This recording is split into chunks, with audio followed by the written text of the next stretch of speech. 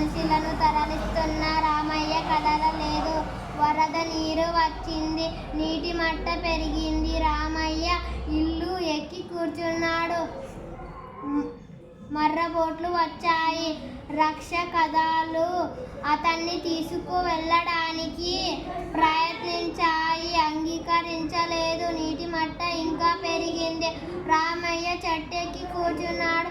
Helicopter వచ్చింది. రానుపొమ్మన్నాడు రామయ్య.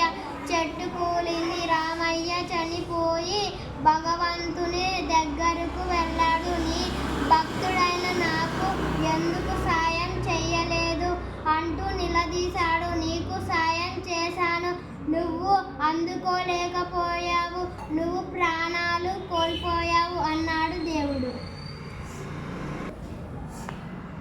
మనుషులను లారీలతో తరలించడానికి కారణం వరద నీరు వస్తే బ్రతికే అవకాశం ఉండదని. రామయ్య ఇల్లు ఎందుకు ఎక్కాడు?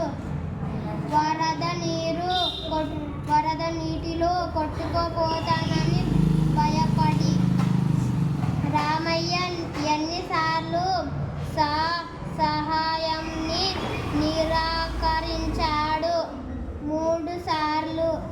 రామయ్య తనకు సాయం చేస్తే వారిని ఎందుకు నిరాకరించలేదు?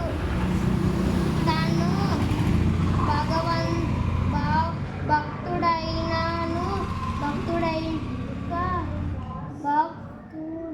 భక్తుడు కనుక భగవంతుడు వచ్చి అతన్ను